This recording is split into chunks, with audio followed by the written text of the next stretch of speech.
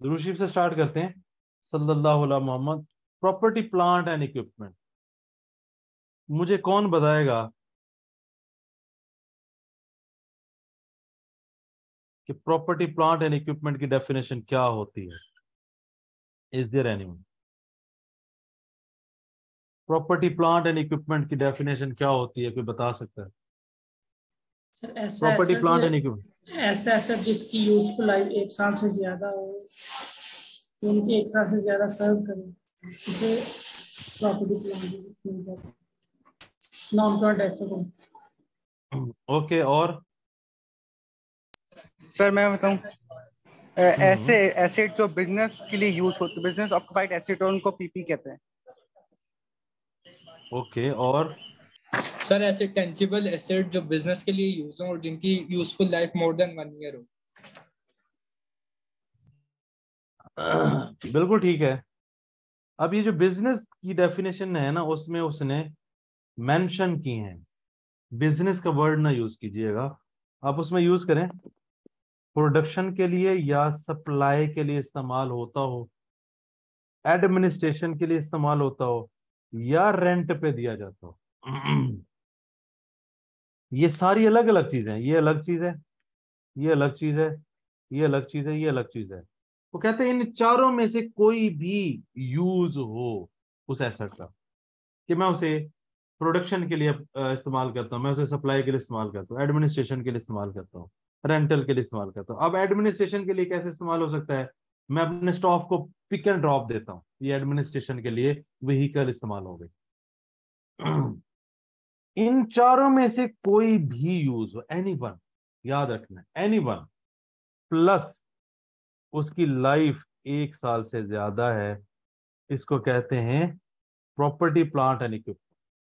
Property plant and equipment. किसी को इस डेफिनेशन पे मसला, यानी कि अगर मेरे पास कोई एक ऐसा एसेट है, लेट से कार है, कोई प्लांट है, कोई फैक्ट्री है, कोई बिल्डिंग है, कोई चीज है, अगर उसको मैं यूनिट बनाता हूँ, लेट से मैं कैलकुलेटर्स बनाता हूँ, मेरे सामने कैलकुलेटर पड़ा हुआ, मैं कैलकुलेटर बनाता हूँ, इसकी प्रोडक्शन में यूज हो, या इसकी प्रोडक्शन करने के बाद इसको सप्लाई करने में यूज हो, इसकी प्रोडक्शन हो रही है, इसके जो एडमिन के लोग हैं उसको फैसिलिटेट करने में यूज हो, या मैं उसको रेंट पे दूं, इन चारों में से कोई भी काम में अगर वो एसेट इस्तेमाल होता है, प्लस उसकी लाइफ 1 साल से ज्यादा है, वो प्रॉपर्टी प्लांट एंड इक्विपमेंट कहलाएगा। यहां पे कोई सवाल? देखिए मैं क्या करूंगा, मैं कॉन्सेप्ट पकड़ूंगा, उसे खोल के एक्सप्लेन करूंगा। अगर आपको हर कॉन्सेप्ट के बाद मैं सवाल लूंगा, खुद लूंगा। अगर आपको दरमियान में कोई चीज समझ नहीं आती, आप मुझे रोक के भी सवाल पूछ सकते हैं। अभी ये मैंने एक्सप्लेन कर दिया है। डेफिनेशन में किसी का कोई सवाल है तो पूछे। नो सर, क्लियर है। सर थोड़ा वॉइस में मसला हो रहा है, तो ये कंफर्म कर दें कि मेरे साथ हो रहा है, सबके साथ ही हो रहा है। आपकी वॉइस कट कट किसी के को आ रही है। वॉइस में इशू है जी? नो मेरी सर। आवाज मुझे तो सुनने में नहीं आ रहा। क्रिस्टल क्लियर है जी? आप जरा जी अपना। कैसा है क्रिस्टल? सर लगता है मेरा नेट का मसला हो रहा है, कि बारिश की वजह से नेट सही नहीं चल रहा, तो जी, मैं नेट तो आज रिकॉर्डिंग नेट ले का मसला लूंगा। है पाक। रिकॉर्डिंग ले लूंगा आज मैं रिकॉर्डिंग ले लूंगा, ठीक है। नहीं नहीं, रिकॉर्डिंग नहीं, अभी बैठ क्लास में सुन, अभी ठीक हो जाएगा। ये तो भाग रहा है सर। हम्म। बस यही बहाने चाहिए होते हैं। ओ यार, आज तबीयत खराब है, आज अम्मा ने काम पे भेज दिया, आज दही लेने गया, पानी में फंस गया, वो जो सिक्के मेरे थे वो पानी में गिर गए, वो ढूंढता रहा हूँ, फिर दही की दुकान पे गया, वो बंद थी, इसलिए मैं क्लास नहीं ले सका। इस तरह के बहाने चल रहे होते हैं ना। अच्छा जी, अब आगे चलते हैं। कैपिटल एक्सपेंडिचर और रेवेन्यू एक्सपेंडिचर। दोस्तों, पीपीई की डेफिनेशन पे किसी को कोई एतराज है? किसी को कोई सवाल है? कोई कंफ्यूजन है? जी भाइयों, नहीं सर, कोई कोई कंफ्यूजन। सवाल? No sir. Anyone? Capital expenditure और रेवेन्यू एक्सपेंडिचर। सर एक बार रिपीट। बच्चे पहले तो ना माइक पे आओ। कोई भी एक ऐसा एसेट जिसको अगर मैं किसी चीज को बनाने में इस्तेमाल करता हूँ, वो चीज बन गई है, उसको सप्लाई करने में इस्तेमाल करता हूँ, मैं उसको एडमिनिस्ट्रेशन के लिए इस्तेमाल करता हूँ, या उसको रेंट पे दे देता हूँ, प्लस उसकी लाइफ 1 साल से ज्यादा है, उसको कहते हैं property plant and equipment. Sir हाँ ये अगर बुलेट पॉइंट लिखेंगे एग्जाम में, अगर डेफिनेशन पूछता है एग्जामिनर, तो फिर ये एक्सेप्ट हो जाएगी डेफिनेशन? बच्चे, ये बुलेट्स इसीलिए लिखे हैं ताकि आपको याद आ जाए। आप किसी भी लैंग्वेज में लिख देंगे जिसमें लिखेंगे एक an asset which is used in production and supply of goods and services, तो कोई मुश्किल बात है इंग्लिश बनाना? नहीं असल तो ये है कि आपको याद करवाया जाए, आपको समझाया जाए, एक्सप्लेन किया जाए। अगर मैं उसमें कामयाब हो रहा हूँ तो जबरदस्त है। ठीक है। अच्छा, यहाँ पे एक मजे की बात आई है, रेंट। ये समझे जरा, ये अहम बात। रेंट आप आगे इस 40 में जाके पढ़ेंगे कि रेंट पे चीजें दी जाती हैं। फिर यहाँ पे रेंट कौन सा है? ओके, हमारे पास तीन चीजें हैं। प्रॉपर्टी, हमारे पास कितनी चीजें हैं दोस्तों? तीन चीजें हैं, property, plant and equipment. Property, plant and equipment. Property और प्लांट एंड इक्विपमेंट, रेंट में इन दोनों को अलग कर लो। जब जब प्रॉपर्टी को रेंट पे देने की बात आएगी, आइस 40, प्लांट एंड इक्विपमेंट को रेंट पे देने की बात आएगी, तो ये बड़ा ही अहम और टेक्निकल पॉइंट है। बच्चे इसमें फंसे रहते हैं कि यार रेंट उधर भी है, रेंट इधर भी है, और ऐसे इस एसेट में 16 चले जावा, ये 40 चले जावा। भाई, जब प्रॉपर्टी को रेंट पे देने की बात होगी वो आइस 40 है। प्लांट एंड इक्विपमेंट को रेंट पे देने की बात होगी वो आइस 16 है। क्या ये बात याद रहेगी या नहीं? इधर ही क्लियर कर लें ताकि उधर कंफ्यूजन ना हो। जी सर, क्लियर है। जी दोस्तों, भाई बुजुर्गो, अच्छा 24 पार्टिसिपेंट्स हैं और एक बंदा कहता है यस सर क्लियर, और कोई हेलो है, हाँ ना कोई? यस सर, क्लियर है। सर क्लियर है। ओके, अगेन बता देता हूं, रेंट पे जब प्रॉपर्टी को दिया जाएगा उसकी अकाउंटिंग ट्रीटमेंट होगी आईएस 40 में। यहां पे जो रेंट लिखा हुआ है ये है प्लांट एंड इक्विपमेंट के लिए, प्लांट एंड इक्विपमेंट के लिए, प्लांट एंड इक्विपमेंट के लिए। लाइक गाड़ी को रेंट पे दे देना। अच्छा जी,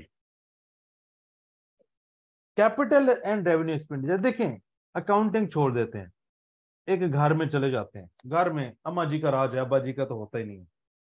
ऐसे ही है दोस्तों। जी सर, बिल्कुल ऐसे ही है। कहीं आपने एनॉमली देखी हो, अब्बा जी का राज हो, जो कि नहीं होता, हुकूमत सारी अम्मा जी की होती है। अब सवाल ये है, घर में अगर सब्जी लेकर आनी है तो क्या वो घर के लिए खर्चा है? बताएं। Yes sir. अगर घर में दही लेकर आनी है तो वो क्या घर के लिए खर्चा है? बिल्कुल यस सर। सर। अगर घर के लिए ऑयल लेकर आना है, क्या वो घर के लिए खर्चा है? Yes yes sir. क्या अगर बिजली का बिल भरना है, क्या वो घर के लिए खर्चा है? यस जी सर। सर। मोटर सही करवानी है, क्या वो घर के लिए खर्चा है? Yes sir. जी सर। मोटर लगवानी है, वो घर के लिए खर्चा है? जी यस सर। सर। एसी को इंस्टॉल करवाना है, इंस्टॉल करवाना घर के लिए खर्चा है? Yes sir. एसी खरीदना घर के लिए खर्चा है? यस इसका मतलब हुआ कि हम जब जब पैसे लगाएंगे किसी भी चीज पे, हमारे लिए वो एक्सपेंस होता है। ये बात तो हमें क्लियर होगी। अभी आप लोगों ने यस सर किया ना इतने सारे, ये मतलब था ना कि बिल भर रहे हैं तो भी खर्चा है, एसी ले रहे हैं तो भी खर्चा है, मोटर लगवा रहे हैं तो भी खर्चा है, मोटर को सही करवा रहे हैं तो भी खर्चा है। यही बात हुई ना? जी ठीक। सर।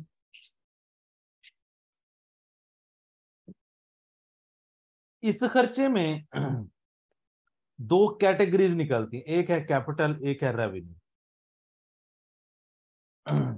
अगर तो वो खर्चा थोड़े से टाइम के लिए है, मिसाल के तौर पे, या उसका बेनिफिट कह लेते हैं, बेनिफिट ये ज्यादा इजी हो जाएगा, उसका बेनिफिट थोड़े टाइम के लिए यानी कि लेस देन 1 ईयर।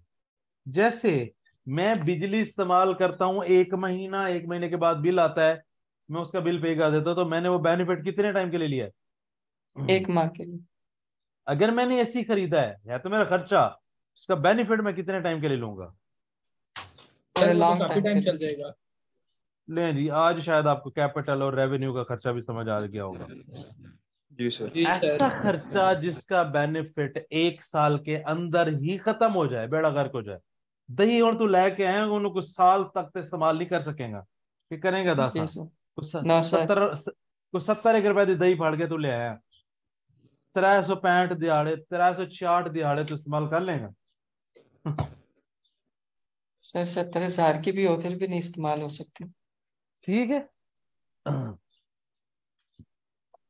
तो जो खर्चा आपका बेनिफिट आपको 1 साल से ज्यादा के टाइम में देता रहे या देता है या देगा, वो आपका जो खर्चा है वो कैपिटल नेचर का खर्चा है।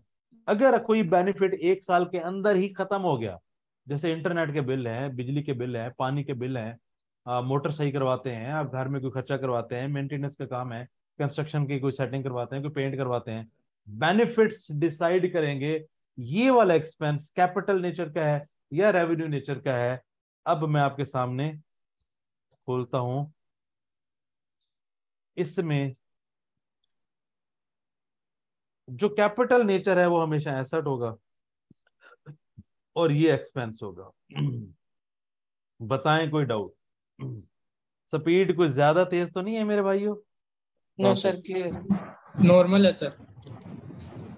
सर अगर पूरे 1 साल का होगा तो कैपिटल हो गया रेवेन्यू। देखिए मैंने कहा जी more than 1 year benefit, within 1 year का मतलब वो साल ही मुक गया। मैनू बेनिफिट चाहिए था साल तो ज्यादा, घट तो घट 1 दिन ज्यादा। हूं ठीक है? जी ठीक सर। मोर देन 1 ईयर का मतलब होता है 1 साल पूरा हो जाए, अगले साल का कुछ ऐसा कम से कम 1 दिन यार। ठीक है। कैपिटल एंड रेवेन्यू, जैसे हम गाड़ी लेते हैं घर में, वो भी एक एक्सपेंस है। हम उसमें पेट्रोल डलवाते हैं, वो भी एक एक्सपेंस है। लेकिन पेट्रोल आज तुसी टैंकी भरा लोगे 2 1 साल चल जाएगी नहीं हैं? सर। नहीं कोई पता नहीं, कोई रूस तो ले आओ, कोई तेल अमेरिका तो ले आओ, कोई 1.5 1 साल कट जाएगी टैंकी हो। कंटेनर था तो शायद। हाँ कंटेनर उसमें भर दें फिर भी गारंटी नहीं है। अच्छा, क्या गाड़ी 1 साल से ज्यादा चल जाएगी? जी ऑब्वियसली। तो है तो दोनों खर्चे देखो, ऐसी कोई भी एक्टिविटी जो मेरे पैसे लगवाएगी दैट इज एक्सपेंस। बात समझे? मैं गाड़ी खरीदता हूं तब भी मेरे हाथ से पैसे जाते हैं, मैं पेट्रोल खरीदता हूं तब भी मेरे हाथ से पैसे जाते हैं। देखना ये कि इसका बेनिफिट कितना टाइम मिलना है। अगर तो बेनिफिट साल के अंदर है तो revenue nature expense simple.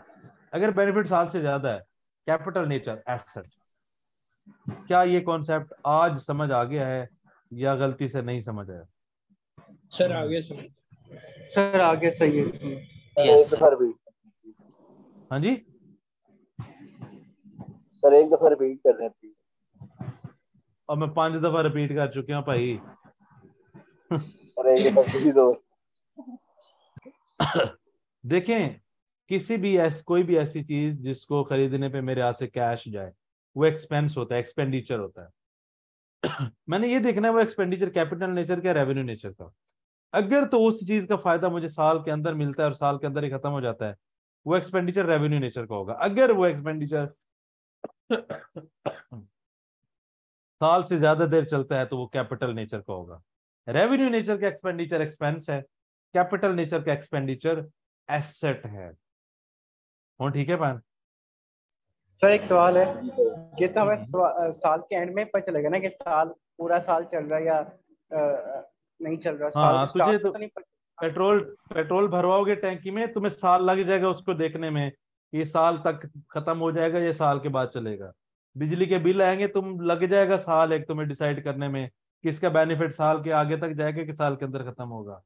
Motor ठीक करवाने आए तो उसका पता लग जाएगा बेनिफिट, ये जो खर्चा हुआ है ये एक दिन च मुक गया या 365 दिन चलेगा। और खुदा दा खौफ करो भाई, चीज देख के नहीं पता लग जाता। आपने इंटरनेट का बिल भरा, उसका जो बेनिफिट 1 महीने ले लिया, उसके अगेंस्ट पैसे दे दिए।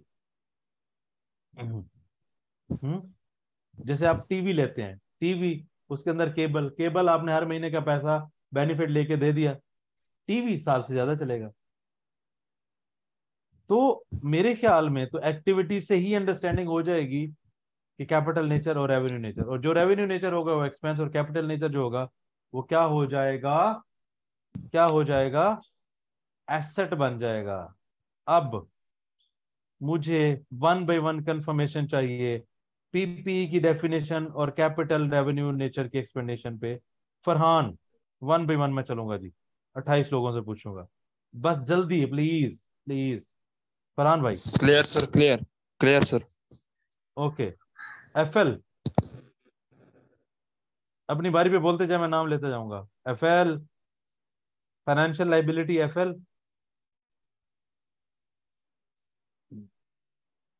अफराज,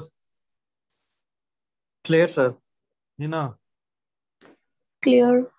मैसेज ना करो यार। Haider, okay sir. Haseeb, Hashir, H K, clear okay sir. Sir clear. Hasnain Ali, yes sir clear है। Iqra Anwar, Kainat, clear sir. Kamil, Adil, Mohammad bin Zahid, clear Muskan, sir. Nafisa, Rafay, clear sir. Saad, Saif, clear sir. Saifullah, sir Sunaina, Tahreem, X S Umar. जैसे होता है ना iPhone X S, iPhone X S Max, इसी clear है तरीके से sir. IPhone, ये है जी X S Umar. Okay. Rimsha, यार ना मैसेज करो यार प्लीज यार, मैं हाय हाय अल्लाह पूछेगा तो समझ आ जाएगी कि तुसी टाइम मैसेज ते जाया कराओगे। अच्छा जी, अब दोस्तों चलते हैं आगे। रिकग्निशन, पहले तो आज समझ लें कि रिकग्निशन और मेजरमेंट दो अलग चीजें होती हैं। चलिए आज आपको लग गया तो ये भी समझा देता हूँ, आप लोग शायद पूरी जिंदगी इसमें फंसे रहे। What is recognition, what is measurement? Recognition सिर्फ एक आइडेंटिफिकेशन है। मिसाल के तौर पे आइडेंटिफिकेशन कैसे है, रूल्स के हिसाब से आपको I-16 बता देगा इस चीज के साथ फलाने फलानी अकाउंटिंग कर लो, बता देगा बस। यानी कि रूल्स एंड रेगुलेशन के हिसाब से वो आपको आइडेंटिफाई करवा देगा। अकाउंटिंग करनी होती है मेजरमेंट में। अकाउंटिंग कहां पे करनी होती है? मेजरमेंट। अच्छा जी, हमने ऊपर, ये घुंघरुओं की आवाज कहां से आ रही है? ओ हेलो, ये कौन है भाई? Very good, Farhan Khan. Sir तोता है। भैन तो माइक बंद करो, असि इत्थे कोई जूए च आए हैं।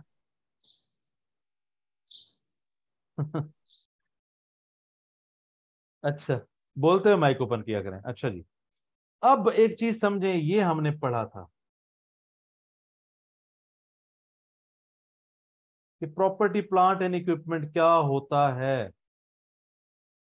प्रॉपर्टी प्लांट एंड इक्विपमेंट क्या होता है? सवाल ये है, क्या उसको एसेट के तौर पर रिकॉर्ड करना है? ये क्राइटेरिया बताएगा। देखिए, एक ये प्रॉपर्टी प्लांट एंड इक्विपमेंट है, यस, कार भी प्रॉपर्टी प्लांट एंड इक्विपमेंट है, बिल्डिंग भी है, सब ये टेंजिबल चीजें हैं, लैपटॉप भी है। सवाल ये है, क्या उसको एज पर I-16 रिकॉर्ड करना है? वो बताएगा ये कि अगर मुझे उस चीज से मेरे बिजनेस में, देखें मैं एक बिजनेस में हूं, मैं एक बिजनेस रन करता हूं, अगर मेरे पास एक गाड़ी है, अगर मुझे उससे बेनिफिट मिलेगा और मुझे पता चला, मुझे पता है कि उसको खरीदने में मेरे कितने पैसे लगे, अगर ये दोनों क्राइटेरिया मीट करते हैं तो जो चीज इधर आइडेंटिफाई की थी उसको उठा के हम मेजरमेंट में एसेट के तौर पर रिकॉर्ड कर लेंगे, जिसको आप कहते हैं डबल एंट्री करना। बताएं जी, समझ आई बात? Yes sir. इसका मतलब प्रॉपर्टी प्लांट एंड इक्विपमेंट की जो डेफिनेशन है वो बताती है कि यार जो जो एसेट इस तरह की एक्टिविटी करता है उसकी लाइफ एक साल से ज्यादा है, वो प्रॉपर्टी प्लांट एंड इक्विपमेंट है। सवाल ये है, क्या हमने इस तरह के एसेट्स में से कौन कौन से ऐसे एसेट्स होंगे जिसको अपने बिजनेस में अंडर I16 रिकॉर्ड करना है। आइडेंटिफाई कर लिया हमने कि ये building property plant and equipment है, ये laptop property plant and equipment है, कैलकुलेटर है, गाड़ी है, डाला है, पिकअप है, कैरी डब्बा है, फलाना फलाना फलाना सारी चीजें। सवाल अगला ये है कि क्या मैंने इसको I16 में एसेट के तौर पर रिकॉर्ड करना है। उसके लिए ये क्राइटेरिया देखना पड़ेगा। इसके बाद इधर आएंगे कि ये मुझे मेरे बिजनेस में कमाई करके देता रहेगा और इसको मैंने कितने में खरीदा ये मुझे पता है। अगर तो ये दो बातें पूरी होती हैं तो मैं उस एसेट को रिकॉर्ड कर लूंगा जिसकी हम बचपन से एंट्री करते आ रहे हैं, एसेट डेबिट बैंक क्रेडिट। क्या कहते हैं? कोई गलती से आज ये समझ तो नहीं आया होगा? आ गया सर। मजा आ रहा है?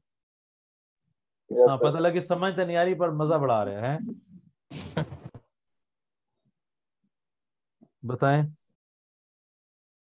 समझ भी आ रही है सर। समझ भी आ सर सर मजा उसी वक्त आएगा जब समझ भी आएगी। ओके, अच्छा जी, अब आते हैं मेजरमेंट।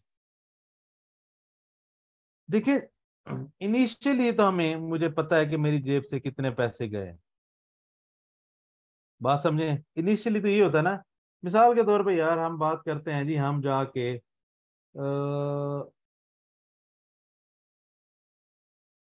एक लैपटॉप लेते हैं।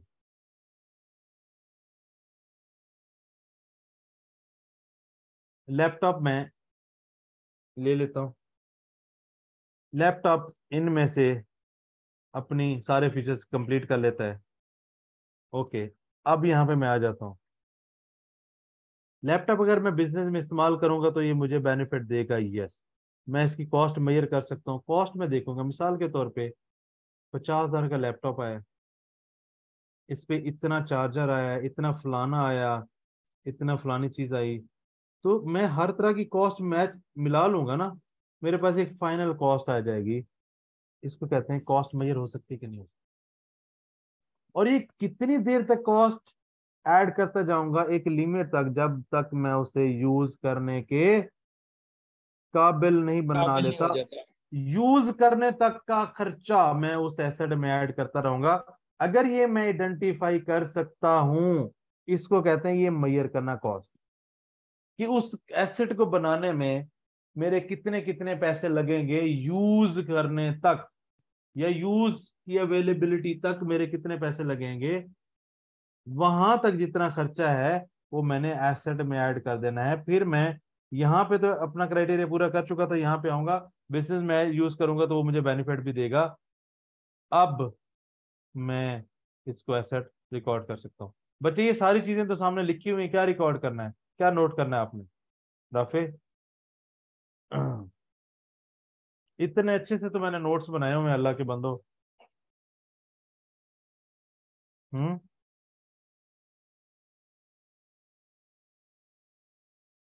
ये जो मैंने कॉस्ट कैलकुलेट की है, क्या ये इनिशियल कॉस्ट नहीं है? क्या कहते हैं, जी सर। यस। है कि नहीं यस सर। है सर। है? इसका मतलब है कोई भी एसेट होगा मेरे पास, मैं उसको पहले प्रॉपर्टी प्लांट एंड इक्विपमेंट की डेफिनेशन पे पूरा उतारूंगा, वो उधर से पूरा उतरेगा। फिर मैं देखूंगा कि क्या वो मुझे मेरे बिजनेस को कमाई करके देगा और क्या मैं उसकी कॉस्ट मेजर कर सकता हूँ। अगर आंसर है हाँ, तो मैं इसको I16 में एसेट के तौर पर रिकॉर्ड करूंगा। इनिशियली कॉस्ट पे कॉस्ट पे कर सकता हूं, क्यों? यस, क्योंकि मैंने ये क्राइटेरिया पूरा किया है। इसका मतलब मेरे पास अवेलेबल फॉर यूज होने तक हर तरह की कॉस्ट अवेलेबल है, क्योंकि मैं बात ही ये आगे लेकर चला हूं कि मैं इसकी कॉस्ट मेजर कर सकता हूं। आगे जाके पता लगे यार इस कॉस्ट का पता ही नहीं है, इसका मतलब वो यहीं फेल हो गया था। अगर ऐसा हो तो I16 में रिकॉर्ड नहीं हो सकेगा। उसने I16 में रिकॉर्ड नहीं होना, ना आपने करना है। क्या ये बात समझ आ गई? Yes sir. ओके,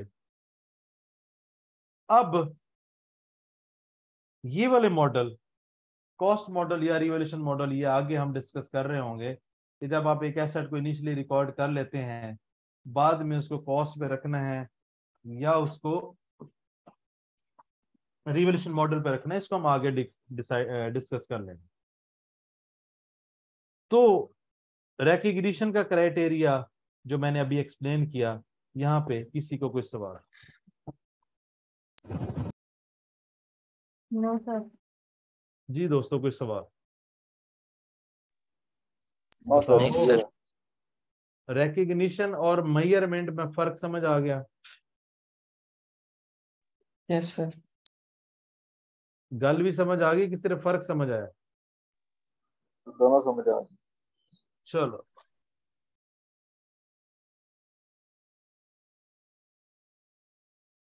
मुझे एक बात बताओ,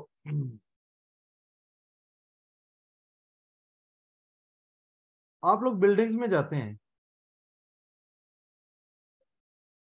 बिल्डिंग्स में जाते हैं, वहां पे आग बुझाने की चीजें लगी होती हैं, क्या फायदा दे रही होती?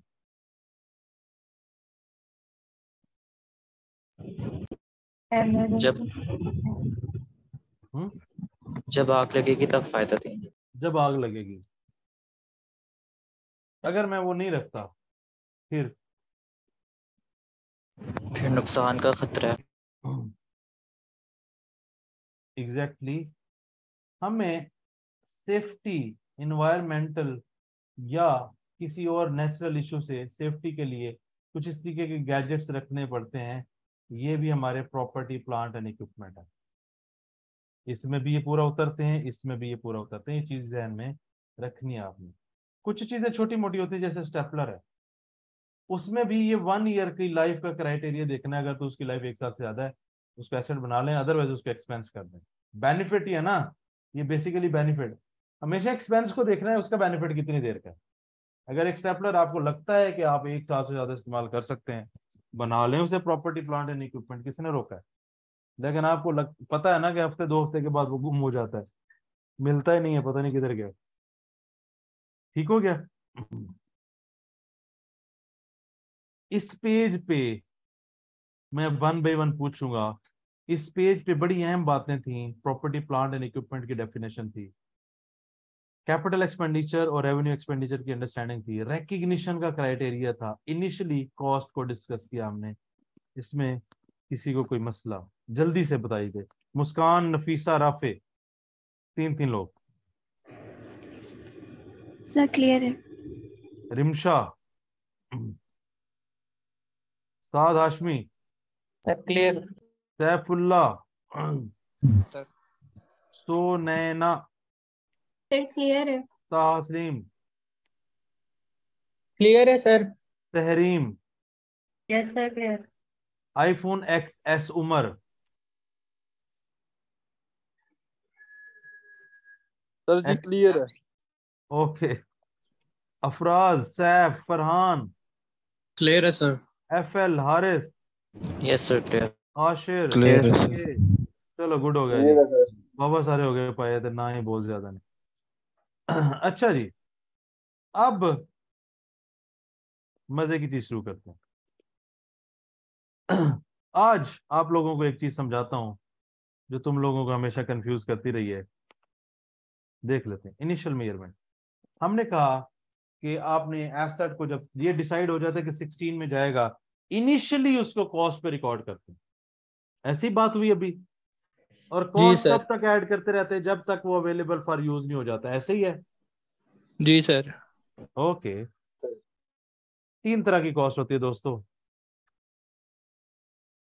परचेज कॉस्ट बड़ा सिंपल सा है। आप एक चीज खरीदने गए हैं, खरीदने से रिलेटेड जो भी पंगा है, मिसाल के तौर पे आप खरीदने गए हो, कहता है जी 100 रुपए दी, अस्सी क्या डिस्काउंट कर, वो क्या 10 रुपए डिस्काउंट। क्या ये खरीदते वक्त का मसला है ना, दोनों चीजें? क्या नहीं? परचेज करना और डिस्काउंट यस है बिल्कुल क्या? सर। ओके। अच्छा जी, मैं चीज खरीद रहा हूँ पाकिस्तान में, तो मेरे ऊपर एक कॉस्ट लगेगी, यही खरीदने की कॉस्ट और डिस्काउंट। अगर मैं बाहर से मंगवा रहा हूँ, उसके ऊपर इंपोर्ट लगेगा, टैक्स लगेगा। ऐसे है कि नहीं? जी सर। इसका मतलब कभी कभी ऐसा सिनेरियो दे सकता है कि वो एसेट आप पाकिस्तान में खरीद रहे हैं और उसने इंपोर्ट ड्यूटीज भी दी हैं। ऐसा ना करना कि इंपोर्ट ड्यूटीज उठा के ऐड कर देना। देख लेना कि अगर एसेट लोकल पाकिस्तान से खरीदा जा रहा है तो परचेज कॉस्ट और डिस्काउंट होगी। अगर बाहर से खरीदेंगे तो इंपोर्ट ड्यूटीज और टैक्स होगा। और टैक्स कौन सा होना चाहिए? Non refundable. रिफंडेबल तो आज आपने भरा हुकूमत को, हुकूमत महीने बाद वापस कर देगी, उसको क्यों ऐड करना है हमने?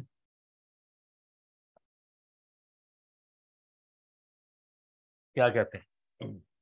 Yes sir. ये पहले एलिमेंट समझ आया कि नहीं? अब जो सबसे क्लियर है सर। मुश्किल बच्चों को मुश्किल लगता है क्या भला? ओए किधर गया? और डायरेक्टली एट्रीब्यूटेबल किधर है? अच्छा, डायरेक्टली एट्रीब्यूटेबल परचेज में मैंने आपको दो एलिमेंट बना दिए कि मैं एक एसेट की कॉस्ट जोड़ रहा हूं, परचेज और डिस्काउंट, ये लोकल। और जब बाहर से खरीदेंगे तो ये चारों।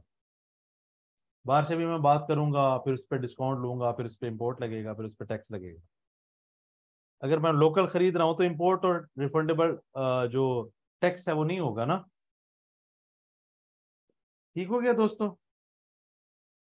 यस। Yes sir.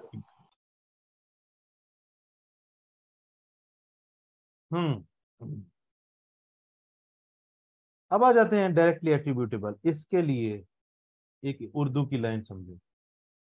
अगर ये एसेट ना होता तो एक्सपेंस भी ना होता। इस लाइन को समझें, पढ़ें जरा। अब अप्लाई करते हैं। पढ़ लिया? यस। मैं एक एसी लेकर आता हूं, अवेलेबल फॉर यूज है ये पॉइंट, मैंने इंस्टॉल करवाना है। अगर एसी ना होता तो इंस्टॉल करवाने की कॉस्ट होती? No sir. नहीं सर। No, no sir. Sir. AC है तो इंस्टॉल करवाने की कॉस्ट है। जी सर। मुबारक हो, डायरेक्टली एट्रीब्यूटेबल समझ गया। ओके, इंस्टॉल करवाने में वायर लगेगी, बोर्ड लगेगा, पाइप लगेगा, ये सारी चीजें सारी चीजें एसी इंस्टॉल हो रहा है तो लग रही हैं। अगर एसी ना होता तो कॉस्ट ना होती। इसका मतलब अगर वो एसेट ना होता और कॉस्ट अवॉइड हो सकती है तो रेलेवेंट नहीं है ना वो। ऐसी कॉस्ट जो उस एसेट की वजह से लगी है वो उस एसेट के लिए डायरेक्टली एट्रीब्यूटेबल है। अगर वो एसेट ना होता तो ये कॉस्ट ना नहीं है। लगती। क्या इस लाइन से आप डायरेक्टली एट्रीब्यूटेबल समझ सकते हैं सारा? यस। जी सर। क्या जी कहते हैं? जिंदगी Sir. सुकून में आई कि नहीं? हाँ जी, और जिंदगी सुकून में आई कि नहीं? जी हाँ। ओके, अब इसकी मिसाल देखो। साइट प्रिपेयर करना, जहां पे आके प्लांट रखते हैं वो जगह रेडी करनी होती है। एक रूम में अगर मैं प्लांट ना लेता तो मुझे क्या ये साइट प्रिपेयर करना पड़ती? No sir. मुबारक हो। कराची में मेरा एक प्लांट आया हुआ है, मैंने उसको लाहौर लाना है, 3 लाख किराया लगना है। कितना? 3 लाख। अगर ये मेरा एसेट ना आता तो क्या ये मेरा किराया लगता? No sir. No, sir. मुबारक हो। कैरेज में हैंडलिंग हो सकती है, ट्रांसपोर्टेशन हो सकती है। ओके, मैंने उस एसेट को आके घर में फैक्ट्री में इंस्टॉल करवाना है। अगर ये एसेट ना होता तो क्या मुझे इंस्टॉल करने की कॉस्ट पे करनी पड़ती? No sir. No No. मुबारक हो, मुबारक हो। अच्छा जी, वो एसेट कोर्ट के ऊपर फंसा हुआ है, मुझे एक वकील की जरूरत पड़ी है, मैंने लीगल फी पे की है। अगर ये एसेट ना होता तो क्या ये मेरी कॉस्ट लगती? No sir. Sir. No sir. Plant में मैंने क्या, मैं डायरेक्ट फिट करूंगा और चलाने लग जाऊंगा? टेस्ट करना पड़ेगा। करना पड़ेगा। अगर ये एसिड ना होता तो मुझे टेस्ट करने के ऊपर खर्चा करना पड़ता। No sir.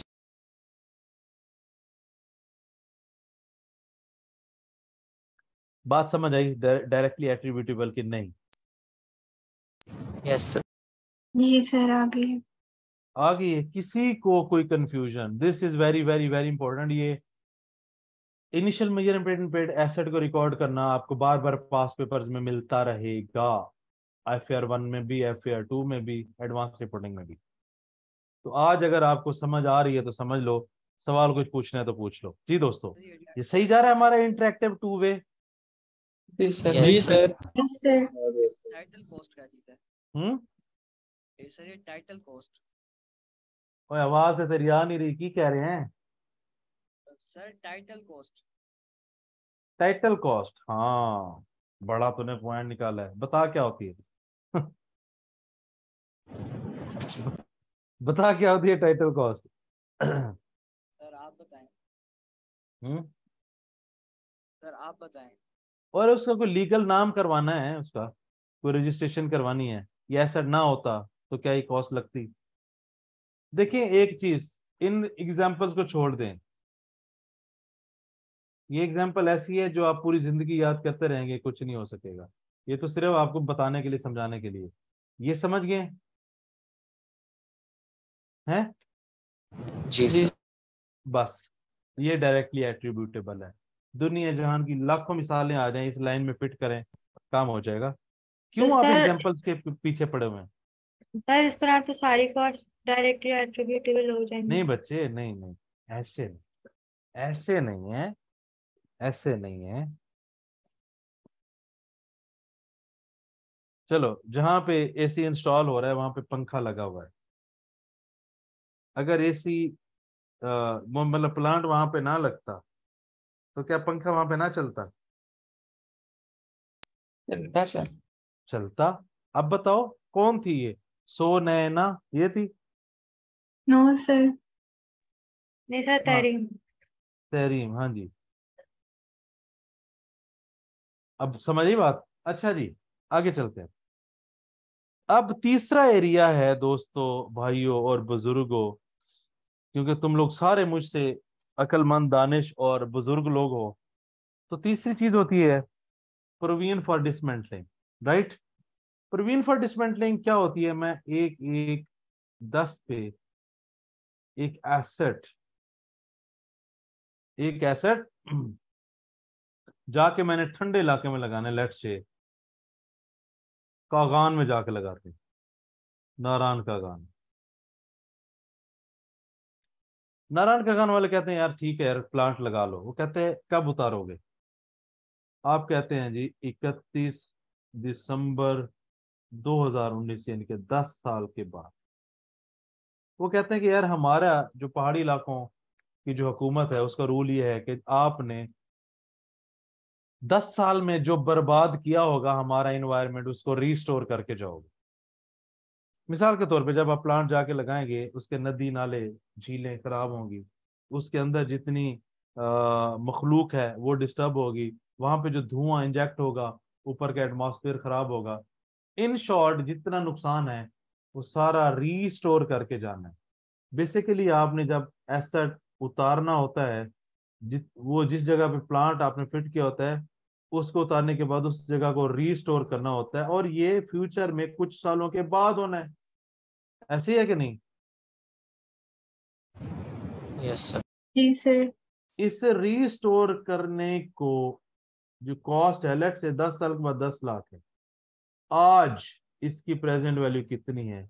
इसको कहते हैं प्रोविजन फॉर डिसमेंटल। हम इसकी प्रेजेंट वैल्यू लेंगे, उसको एसेट में ऐड करेंगे कि फ्यूचर में इतने 10 साल के बाद 10 लाख लगना है, आज उसकी प्रेजेंट वैल्यू ये है, हम प्रेजेंट वैल्यू को एसेट की कॉस्ट में ऐड करेंगे। डिसमेंटल करना, रीस्टोर करना, डीकमीशन करना, ये तीनों वर्ड एक ही चीज के। रीस्टोर करना, डिसमेंटल करना, डीकमीशन करना क्या है कि एक एसेट को आज लगा रहे हैं, फिट कर रहे हैं, बाद में आज असेंबल कर लें, फिर डिसअसेंबल करेंगे, उसको उतारेंगे, तोड़ेंगे, उखाड़ेंगे, वो जगह खराब हुई होगी, वो माहौल खराब हुआ होगा, उसको रिस्टोर करना है, कुल मिला के 10 लाख खर्चा होगा। तो जो खर्चा 10 साल बाद है उसकी आज प्रेजेंट वैल्यू लेनी है, उसको एसेट में ऐड करना है। तो ये 3 एलिमेंट है, इन तीनों को जोड़ेंगे एसेट की कॉस्ट बन जाएगी। जी बताएं दोस्तों क्या करते हैं, किसको मसला है इसमें? फरहान खान। सर ये एक्सपेंस फॉर डिस्पोजल क्या क्लियर है होगा ना? सर। बच्चे 10 साल के बाद मेरा जितना खर्चा होगा उसकी मैं आज प्रेजेंट वैल्यू ले रहा हूँ। Okay sir. जी फरहान। एफएल। क्लियर है सर। एफएल ये अहम है, ये मुझे वन बाय वन पूछने दें सबसे। अफराज। क्लियर है सर। ओके। हारिस।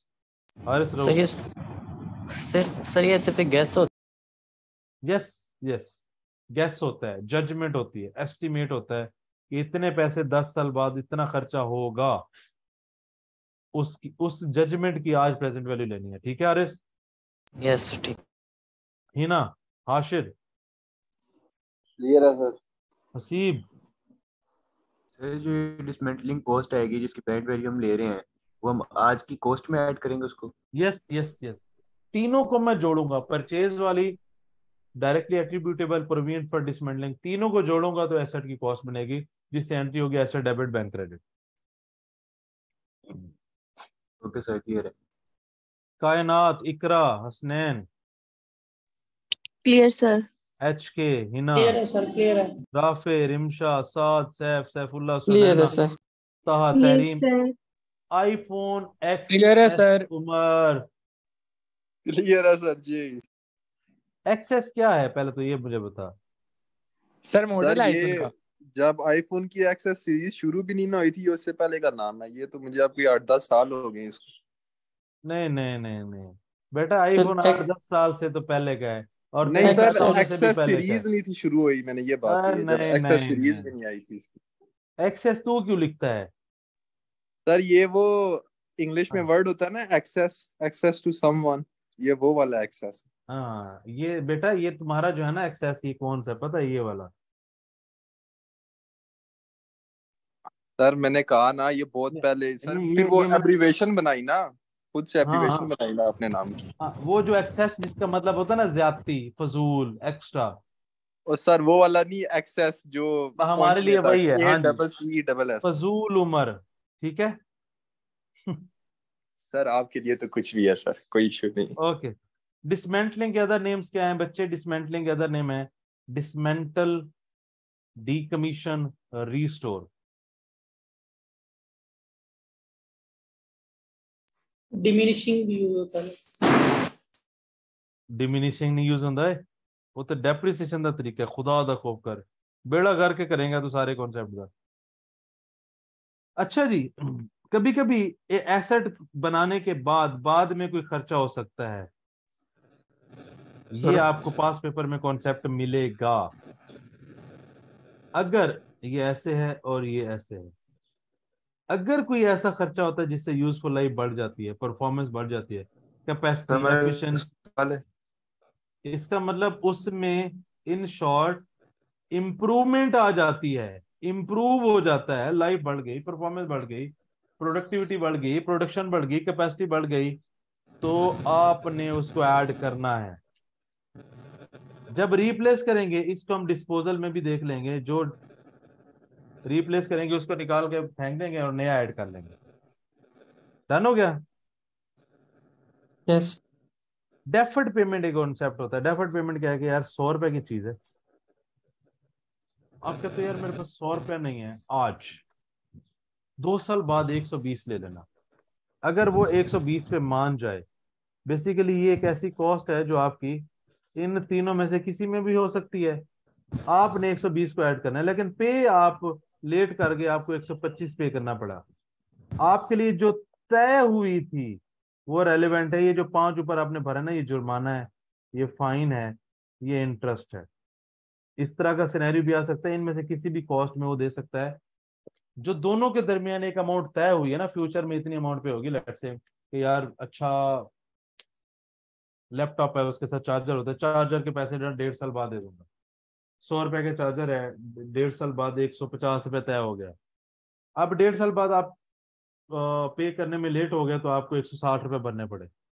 तो आपने एसेट की कॉस्ट में कौन सा लेकर जाना, जो तय हुआ था। जो ऊपर वाला है वो फाइन है, वो इंटरेस्ट है, वो आपका एसेट से रेलेवेंट नहीं होगा। एक चीज तो ये अहम है लेकिन लेस इंपॉर्टेंट है, ये बहुत अहम है। अगर आप एसेट के ऊपर ऐसा खर्चा करते हैं जिससे यूजफुल लाइफ बढ़ जाए, परफॉर्मेंस बढ़ जाए, कैपेसिटी बढ़ जाए, कॉस्ट में कमी आ जाए, ऐसा कोई खर्चा होता है अगर, तो उसको एसेट में ऐड करना होता है। रिप्लेसमेंट तुम्हें पता है ना, जैसे गाड़ी है, इंजन निकालते हैं, वो फारिग कर दिया, नया ऐड कर दिया, नए को एसेट में ऐड कर दिया, वो तो क्रिस्टल क्लियर है। इंप्रूवमेंट का आपको पता होना चाहिए। अब अगर ये समझ आ गया है आपको दोस्तों, भाइयों, बुजुर्गों, बहनों, बेटियों, हो जाए, हो जाए मुकाबला। Yes sir. नॉलेज टेस्ट करने का मूड है जी कि थक सर। गए हो, और थक गए हो जाए पास पेपर फिर। स्टार्ट करें सर। चलो जी बिस्मिल्लाह करते हैं। बामा कौंज लो, लंबी सांस ले, लंबी। ठीक है, अच्छा जी। सर रिक्वायरमेंट है cost at which plant would be capitalise. Okay, depreciation for the year, done हो गया। और मेथड क्या, स्ट्रेट लाइन। एसेट कितनी अमाउंट पे रिकॉर्ड होना चाहिए, हमारे पास कितनी तरह की कॉस्ट होती है, purchase cost, direct attributable cost, provision for dismantling, इन तीनों में से कोई होगी ना। Yes sir. जी सर। चलो जी पढ़ना शुरू करें फिर हो जाए। जी अभी जी। देखें क्या क्या समझ आई आपको। देखें अभी एक नॉलेज डिस्कस करने के बाद पास पेपर कर रहे हैं, अगर हम ये कर लेते तो कॉन्फिडेंस बन जाएगा या नहीं बनेगा। जी सर। बनेगा सर। देख लेते हैं, हमारा मैन्युफैक्चरर है, ठीक है ठीक है ठीक है ठीक है, 1 नवंबर 11 पे एक नई मशीन ले आता है यूएसए से। इनवॉइस वैल्यू मिलियंस में लिख लेते हैं जी हम। 250 रुपए इनवॉइस वैल्यू। क्या है 250 रुपए? 250 पे खरीदा है सेट। पढ़ो लाइन पढ़ो। The invoice value of the plant was 250 million. Purchase क्या प्राइसेस। परचेज परचेज कॉस्ट है प्राइस ना है सर ना ये। यार, यस यस यस यस। किसी को एतराज 250 पे, दोस्तों भाइयों बुजुर्गों? No sir. Okay. Cost of import, import किया है, यूएसए से इंपोर्ट किया है। एलसी क्या होता है, एलसी?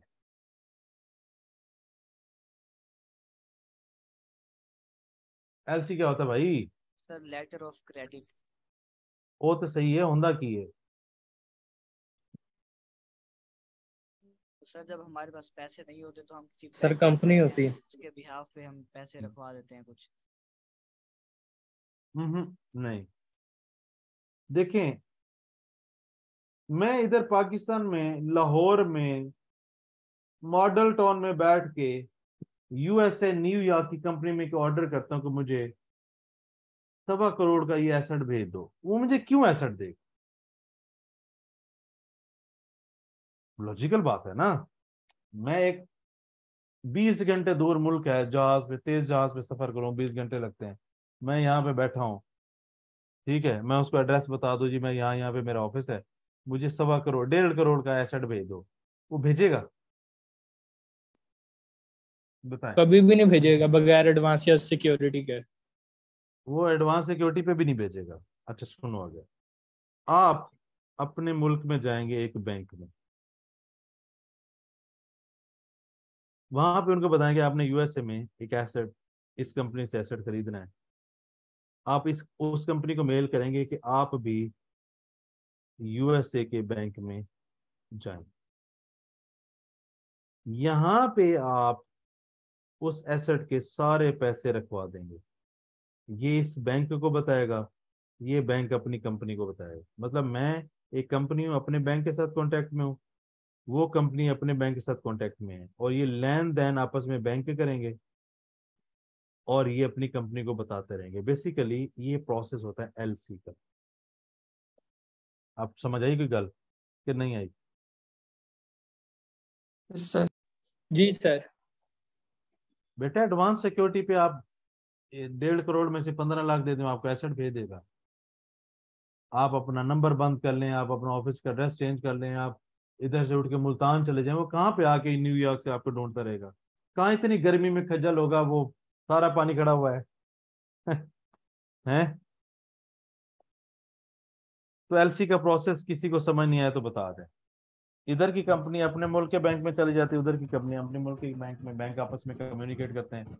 ये वो उधर वाला जो जिसने चीज भेजनी होती है उस मुल्क का जो बैंक है वो इससे पूछता है आपने अपने कस्टमर से पैसे ले लिए सारे?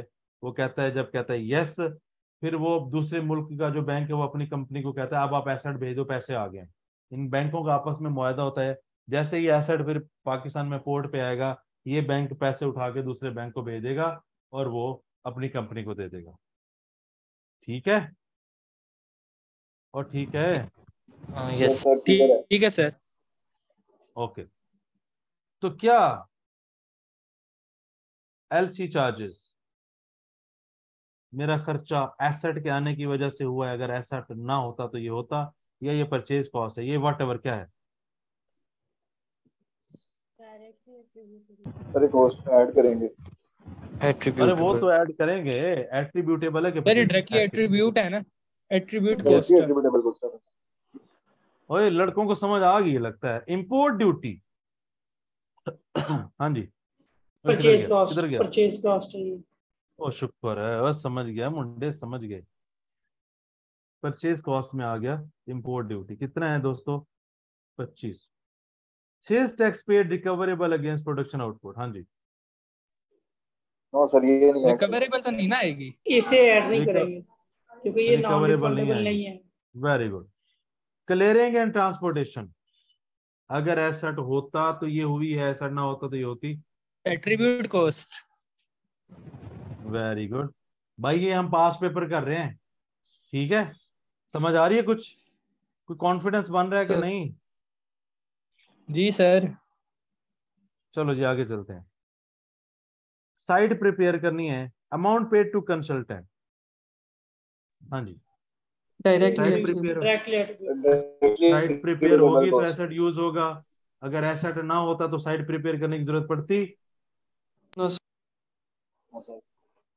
No sir. Civil and electrical work, कोई तोड़ फोड़ करनी पड़ेगी, कोई बिजली का काम शाम करना पड़ेगा, बड़े बोर्ड, ये भी एट्रीब्यूट कॉस्ट में आएगा ना, एसी डीसी इन्वर्टर पता नहीं क्या क्या करना पड़ेगा। अगर एसेट ना होता तो ये करना पड़ता नहीं। समझ गए हो लड़को? Above include cost of equipment damage, above include, ये दोनों इंक्लूड्स करती हैं 0.8। मिस हैंडलिंग करने की वजह से 0.8 डैमेज हुआ। क्या एसेट को यूज में लाने के लिए डैमेज करना जरूरी होता है? अगर एसेट होता तो डैमेज होता, एसेट ना होता तो डैमेज ना होता। क्या कहते हैं? Directly attribute cost. इसको इसमें से लेस करेंगे सर। डायरेक्टली एट्रीब्यूटेबल वाला केड़ा पहले ना दस अपना, ये फजूल वाला उम्र तो नहीं है सर जी? इतना फजूल नहीं कसम से। सर ये प्रोविजन फॉर एसेट को डिसमेंटलिंग में है। यूज करने के लिए उसे डैमेज करना होता है? No sir. देखो अब जैसे आईफोन एक्सएस उम्र है, इसने आईफोन एक्सएस ले लिया, पहले इसको 2-4 दफा दीवार में मारे कि हाँ ये डैमेज करूंगा तो यूज होगा, और खुदा दा खौफ करो भाई। सर ये रेस्टोरेशन में आएगा, प्रोविजन फॉर और भाई ओए नुकसान है क्या? ये जरूरी है क्या? ये वो कॉस्ट है कि एसेट आया तो कॉस्ट लगी है इस्तेमाल के लिए? ये तो नुकसान हुआ ना। क्या एसेट को यूज करने के लिए डैमेज करना जरूरी होता? मुझे ये बता दो। No sir. तो इसमें वो शामिल है, वो निकाल दूंगा। कोई इतराज? कल नो से सर। बारिश हुई ना, इक्विपमेंट्स पागल हो गए हुए हैं, अपने आप चलते पे ने, बंद हो जाते ने, लॉक हो जाते ने। अच्छा जी, यहां तक दूसरी एडजस्टमेंट तक किसी को कोई मसला? सर ये इंपोर्ट ड्यूटी का बता देंगे, डायरेक्टली एट्रीब्यूटेबल में क्यों नहीं आएगा? बच्चे परचेज, मैंने कहा था ना, लोकल खरीदेंगे तो परचेज आप करेंगे, उस पर डिस्काउंट होगा, उस पर टैक्स होगा। जब आप बाहर से खरीदेंगे तो आप परचेज करेंगे, उस पर डिस्काउंट होगा, उस पर टैक्स होगा, उस पर इंपोर्ट ड्यूटी भी होगी। और होने तो पढ़ाया ऐसे ही। सर ये सेल्स टैक्स अगर रिकवरेबल ना हो तो ये परचेज कॉस्ट में ये ऐड ऐड होगा ना? कर, हाँ, यस, टैक्स में। परचेज कॉस्ट में क्या क्या आता है देखें। परचेज करने की कॉस्ट, इस पे डिस्काउंट, इस पे टैक्स नॉन रिफंडेबल। अगर बाहर से मंगवाया तो इंपोर्ट ड्यूटी। दोस्तों, भाई बुजुर्गों, ठीक है। Clear sir. बाकी प्रोविजन फॉर डिसमेंटलिंग अलग है कि बाद में रिस्टोर करना है। इसके अलावा सब डायरेक्टली एट्रीब्यूटेबल है ना। और उसमें क्या देखना है, ये एसेट आया है तो ये कॉस्ट लगी है। डन हो गया? किसी को सेकंड एडजस्टमेंट तक कोई इतराज, कोई मसला, कोई प्रॉब्लम? No sir. क्या हमारा पैटर्न ठीक जा रहा है? क्या ऐसे चलते रहे पूरा सिलेबस तो काम हो जाएगा? क्या स्पीड ज्यादा तो नहीं है? No sir. सर सही है। ओके जी, अब आ जाओ आगे। Plant was received at site on 1 फरवरी 2012। Okay, installation and test run successfully completed. लें जी, टेस्ट भी किया हमने और 6 मिलियन कॉस्ट लगी। हाँ जी, क्या करें इसका? Directly attribute. Directly attribute cost. Test run net से लो जी। जब हमने टेस्ट किया तो हमारा 6 मिलियन खर्चा, उसमें से ना कुछ बन गया, जिसको हमने बेचा तो 1.2 मिलियन आ गया। इसका क्या करें? लेस कर दो। देखो, टेस्ट करने की कॉस्ट अगर मैं ऐड कर रहा हूं तो इसमें जो पैसे आए हैं वो लेस कर दूंगा। सर बेसिकली ये ये नेट नेट करके करते हैं। नेट करके जाएगा। यस, 6 रुपए खर्चा हुआ, 1.2 आ गए, 4.8 एक्चुअल में नेट खर्चा हुआ, ये जानना है ना। टेस्ट करने की नेट कॉस्ट कितनी है? टेस्ट करने की नेट कॉस्ट कितनी है? हम नेट भी कर सकते हैं, आप अलग अलग भी लिख सकते हैं, दोनों ठीक है जी। दोस्तों, भाइयों बुजुर्गों, अस्तगफिरुल्लाह। हिना, ये तारीफ है कि बटरिंग है?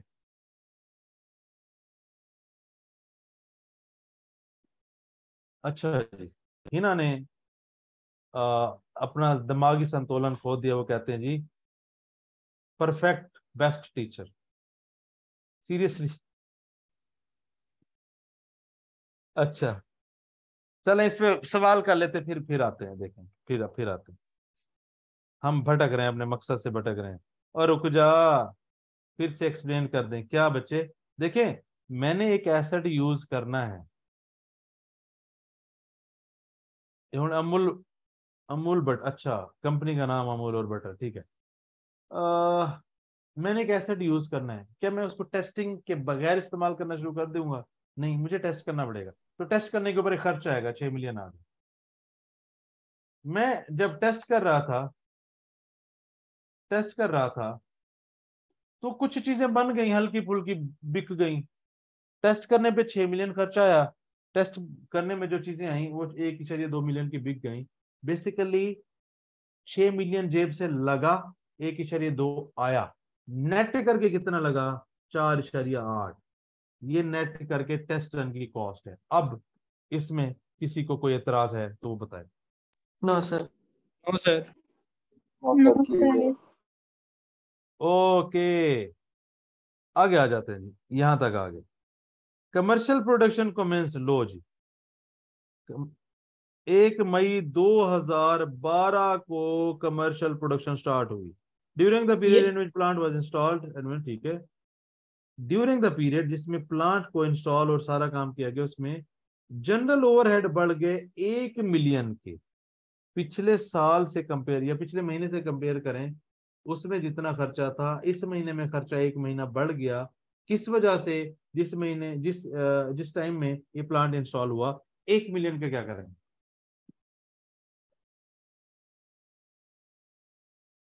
सर ये डायरेक्टली एसेट की वजह से ही एट्रीब्यूटेबल हुआ है, एसेट की वजह से ही हुआ है ये। अगर एसेट ना होता तो ये खर्चा ना कॉस्ट में होता, एसेट आया है तो ये खर्चा आया है तो ऐड होगा। Yes, perfect. Salary of factory manager 2,50,000 per month, he contributed sir लेकिन ये 30%। ओवरहेड्स का खर्चा हम प्रोडक्ट में नहीं डालते, ये उस प्लांट के उसमें किस तरह आ रही है सर? किधर डालें बताएं। सर मतलब मेरे ख्याल में तो ये इररेलेवेंट इंफॉर्मेशन होनी चाहिए ना, क्योंकि जो ओवरहेड्स जितने भी होते हैं फैक्ट्री के वो तो प्रोडक्ट यस की वैल्यू में यस, जाते हैं ना। वो तो ठीक है, ओवरहेड फैक्ट्री की कॉस्ट में जाते हैं। आप 100 नट इस्तेमाल करते थे, 105 नट इस्तेमाल हुए, 5 प्लांट में लगने, 4 टाकियां लेकर आनी थी, 5 टाकियां लेकर आए, थोड़ा थोड़ा खर्चा उसके लिए लगा है ना, तो उसी में फेंक दो ना। बात समझ रहे हो? वो जनरल यस ओवरहेड सर जो है वो क्लियर तो है। उधर जाएंगे। मैं बात कर रहा हूं जो एक्स्ट्रा लगाए 1 मिलियन, हम उसकी बात कर रहे हैं भाई। इसकी वजह से जो एक्स्ट्रा लगा है, अगर ये ना होता तो एक्स्ट्रा ना लगता। अब ठीक है, yes sir done clear. Okay. Salary of factory manager 2,50,000 है, ही कंट्रीब्यूटेड 30% ऑफ टाइम। इंस्टॉलेशन में उसने 30% टाइम लगाया। बताओ जी। सर 2.5 लाख का 30% लेके उसको 4 मंथ से मल्टीप्लाई कर देंगे और इसको डायरेक्टली एट्रीब्यूटेबल कॉस्ट में डालेंगे। अब सवाल तो पहले तो यही है ना कि डायरेक्ट एट्रीब्यूटेबल है या नहीं। होगा तो फिर कैलकुलेशन तो कर ही लेंगे, पहले बताओ डायरेक्टली है कि नहीं। एट्रीब्यूटेबल है, क्यों? क्योंकि अगर कैसे? ये इंस्टॉलेशन ना होती तो फैक्ट्री मैनेजर का एक्स्ट्रा टाइम उधर ना लगता 30%। अगर ये टाइम 30% ना देता तो हमें इसकी जगह पे बंदा रखना पड़ता, ये जरूरी तो था। तो 2.5 लाख है तनख्वाह, टाइम कितना? 4 मंथ। हाय, इधर से इधर 3 देख, मंथ्स। इस दिन साइट पे है, इस दिन production. Date is very important, ठीक है। 1 फरवरी को आया, फरवरी पूरा, मार्च पूरा, अप्रैल पूरा, 3 महीने। 3 महीने के बाद वो यूज होना शुरू हो गया। 7,50,000, इसका 30% करो जी, कितना है? 2,25,000। यस। हाँ जी, जी सर यही है। 2,25,000। इसको मिलियन में लिखेंगे तो कितना लिखेंगे? 0.225 million. 225 million। Plant is expected to last 15 year. अच्छा sorry, staff training cost 0.25 million। पता नहीं किस चीज की training, staff training no sir expense होगा। डायरेक्टली एट्रीब्यूटेबल ही होगी ये भी, क्योंकि उन्होंने क्यों? लिखा हुआ है ना कि रेलिवेंट डिटेल्स हैं सर इस फन। नहीं नहीं नहीं नहीं नहीं नहीं नहीं नहीं। नहीं ये सर सर नहीं ऐड होगी। और सुनो सुनो सुनो सुनो, अगर तो वो ये लिखता कि ये जो एसेट आया है, इस एसेट को चलाने के लिए स्टाफ को ट्रेनिंग देना लाजमी है, फिर तो है। अगर ऐसा नहीं लिखा हुआ, फिर किसी भी तरह की ट्रेनिंग एक्सपेंस आउट होनी है। मैनुअल से भी हो जाता है, सीनियर्स भी बैठे होते हैं, लोगों को मशीन ऑपरेट करना भी आता होता है, तो ये ड्रामेबाजी वाला खर्चा एक्सपेंस हो जाता है। ठीक है, बताएं अब, आप ठीक है सर। बताएं। ठीक है, सर ठीक। इसका मतलब है कि अगर इसको नटशल करें तो ये जो ट्रेनिंग है ये एक्सपेंस आउट होती है। आज अगर मुझे बात बताएं, आप एक सेल फोन लेते हैं, आप आराम से जाएंगे, उसका मॉडल लिखेंगे, वो आपको पूरा बता देंगे इसमें क्या क्या चीजें हैं। ऐसा है कि नहीं है? यस। ठीक है। अच्छा, आप अगर कुछ लेट से कि वो यूट्यूब वीडियो नहीं है, आप मैनुअल देखेंगे, मैनुअल से भी पता लग सकता है क्या कहते हैं। दूसरा ये है कि एक बंदे का इसी तरह का एक्सपीरियंस होता है, इस तरह की मोबाइल यूज करने का, अगर उसके पास ले जाएंगे, वो 1-2 मिनट में देख के आपको बता देगा इसको ऐसे ऐसे ऐसे इस्तेमाल करना है। तो ये जो स्टाफ ट्रेनिंग है, अगर अनटिल एंड अनलेस वो ये ना कहे कि इस ट्रेनिंग के बगैर एसेट इस्तेमाल ही नहीं हो सकता, अनटिल अनलेस वो स्पेसिफिकली मेंशन करे इस ट्रेनिंग के बगैर तो एसेट इस्तेमाल ही नहीं हो सकता, फिर ऐड करें। अदरवाइज 99% सिनेरियोज में ये एक्सपेंस आउट ही होगी। क्या ये क्लियर है? Sir yes. और यस समझ आ सर। गई है। Provision yes for sir. Yes accident sir. Change दोस्तों नहीं है। टोटल बताएं कितना हो गया।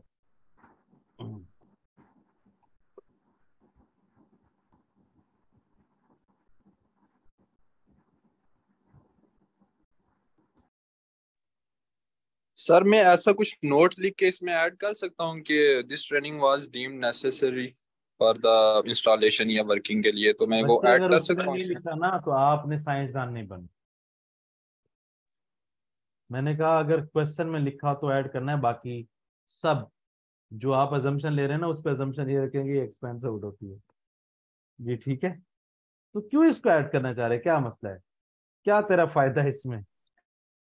हाँ जी सर टोटल क्योंकि ये बताएं। ऊपर लिखा हुआ है ना कि ये रेलिवेंट इंफॉर्मेशन ही इसी के लिए है, साइट प्रिपरेशन और इसके लिए इंस्टॉलेशन के लिए, तो इस वजह से ये सर वो साथ जुड़ा नहीं है फ्लैग। नहीं, बिल्कुल भी नहीं। वो दूसरी एडजस्टमेंट इंडिपेंडेंट है, वो मुक गई है, पंजवी है। हाँ जी अगला सवाल। टोटल बताओ कहाँ पे लिखा हुआ है कि उसके साथ है ये, साइड प्रिपरेशन के साथ। ना सर अरे साइट प्रिपरेशन नहीं, मैं कह रहा हूँ ये ऊपर लिखा हुआ है ना कि अदर रेलिवेंट डिटेल्स अच्छा ये सैलरी एज ऐड हुई है ना। फॉलोज। अरे यार अदर रेलेवेंट इंफॉर्मेशन में सारी चीजें फिर रेलेवेंट कर दो। तो ये 40 क्यों नहीं ऐड किया, ये .8 क्यों नहीं ऐड किया, क्या हो गया लड़के। हाँ जी टोटल बताओ कितना है। रेलेवेंट डिटेल में से ही देखना होता है ना हमने किसकी अकाउंटिंग करनी है किसकी नहीं करनी, कि नहीं समझे बात।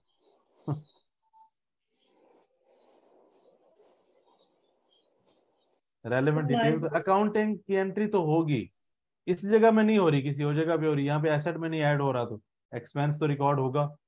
ठीक है। और टोटल 10 दो मैं आप पे कर लेना सर 40 आ रहा है। है। और दो टू सर सब टू जान नाइनटी रही वन है। Point two two five two two 91.225। डुब के मार जा। एसेट की लाइफ है 15 साल। 291.225 डिवाइडेड बाई 15, रेजिडुअल वैल्यू 0 है। हाँ जी कितना महीने।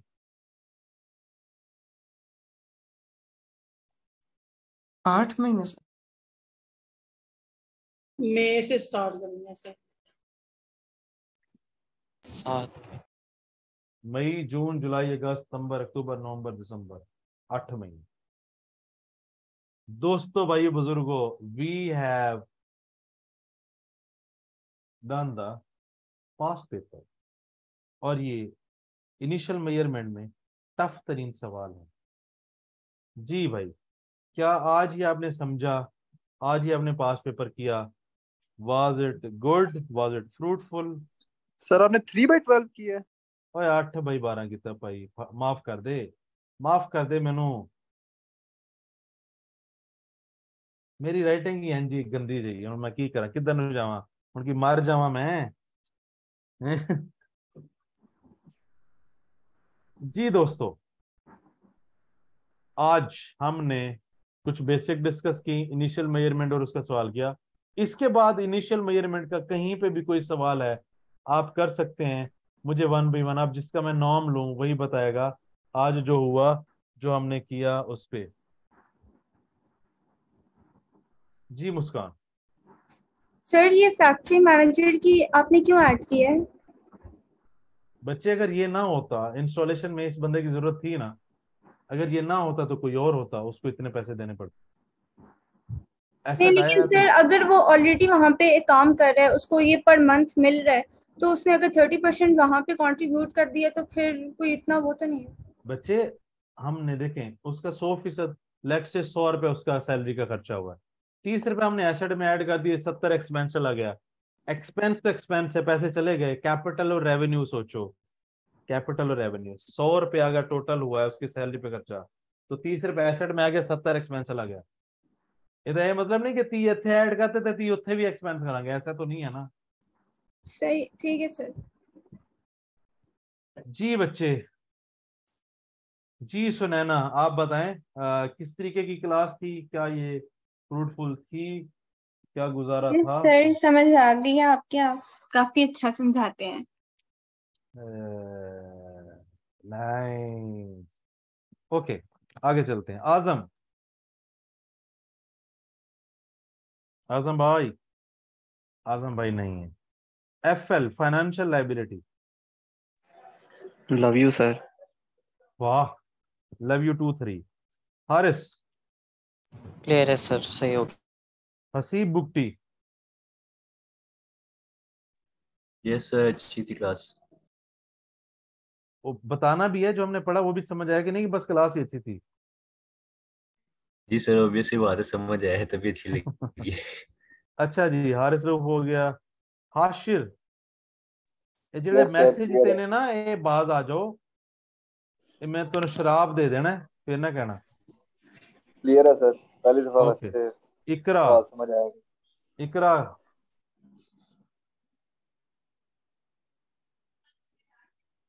ओके, कायनात। Yes, sir, all clear. कामिल, अफराज। सर मेरी तरफ थोड़ा वॉइस का इशू था, मुझे ये वो कैलकुलेट कैसे किए स्ट्रेट लाइन में 15 और या 18 किस तरह कोई से आया, नहीं, मुझे आवाज़ रिकॉर्डिंग नहीं में आ रही सुनी थी। जरा रिकॉर्डिंग। चलें ठीक है सर, शुक्रिया। अच्छा जी, वैसे मोहम्मद बाकी सारी आदिल। समझ आई। चलो गुड हो गया। मोहम्मद आदिल, मोहम्मद आदिल की आवाज नहीं आ रही। मुस्कान, नफीसा। सर क्लियर है, thank you. Rimsha, Rafe, Nafisa, Saif, clear है सर। साद, सैफुल्ला, सुनैना, ताहा, तहरीम। आईफोन सर क्लियर है सर। क्लियर है, XS। हो गया था ये। ओके, ठीक है, मतलब अप्रोच ठीक चल रही है हमारी, ऐसे ही अगर हम चलते रहे तो काम हो जाएगा। यस सर, यस अब तो हो इंशाल्लाह। रहा है सर। यस सर, इंशाल्लाह। इस तरह पास पेपर करके इंशाल्लाह समझ आएगी। सर, हर टॉपिक समझाने के बाद आप उसका पास पेपर करवाएंगे? हाँ, इंशाल्लाह। ठीक है तो सर। सर अब इसकी प्रैक्टिस हम कहाँ से करें? बेटा ये जो सवाल कर लिए ना, इसके बाद कोई भी सवाल आएगा ना, असल देखें, एक चीज याद रखिएगा, अकाउंटिंग को तैयार करने के दो तरीके हैं। एक चीज समझें और उसकी अन्यवा प्रैक्टिस करें, एक चीज को अन्यवा समझें, उसकी एक दो सवालों से प्रैक्टिस कर लें। लॉजिक अगर आपको आ गई है ना, जैसे मैं कह रहा था ना, एग्जाम्पल डायरेक्टली एट्रीब्यूटेबल की बोल जो लाखों करोड़ों, लॉजिक समझ आ गई है ना, गेम बन गई है, फिर एक दो सवालों से भी काम हो जाता है। बाकी इनिशियल मेजरमेंट का एक दफा आईकैप की बुक में जाके देख लो, आगे दो तीन सवालों में भी टेस्ट होगा तो ये रिपीट हो जाएगा। अभी आपने इसी सवाल की दोबारा प्रैक्टिस करनी है, राइट? अगर आप ओके अकाउंटिंग सर। में ऐसी अप्रोच बना लेते हैं कि आप लॉजिक को अच्छे से समझ लें, क्योंकि पता क्या होता है, लॉजिक समझ आ गई ना, फिर आप हर दफा लॉजिक अप्लाई कर सकेंगे। दूसरा तरीका यह कि आप हल्का फुल्का समझते हैं और कहते हैं कि यार कोई 15-20 सवाल करांगे तो यार होएगा, तो थोड़ी सी मुश्किल अप्रोच होती है। अप्रोच वो भी ठीक है, तो टाइम लेती है ज्यादा, और हमारे पास टाइम ही तो नहीं है, क्या कहते हैं, वक्त ही तो नहीं है हमारे पास। जी बच्चों, अप्रोच ठीक है। किसी ने टीचर की हल्की जी भी तारीफ नहीं की थी, बस हूं मैं नाराज हो गया थोड़े तो। नहीं सर, आपके बहुत लोगों ने किया था। नहीं नहीं नहीं नहीं, एक ही बच्ची ने की थी और उसको फिर मैंने जब हंस पड़ा फिर किसी ने तारीफ ही नहीं की। बस यही मैंने चेक करना था कि उसके बाद भी किसी ने तारीफ करनी है कि नहीं। नहीं सर, वाकई में बहुत अच्छा पढ़ा। आपने ये सवाल आज जो पढ़ा वो करके आना है, और ये सवाल अटेम्प्ट करना है रजिस्टर पे। सर एक चीज बता दें सर, ये क्वेश्चन कितने टाइम में होना चाहिए ज्यादा से ज्यादा? यार इसका नंबर देखने पड़ेंगे कितने थे। फिर उसको मैथमेटिक्स।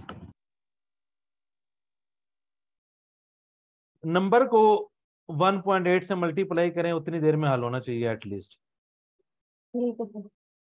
ठीक है जी, आईफोन XS उमर, मिलते हैं कल। सलाम वालेकुम, सल्लल्लाहु अलैहि वसल्लम।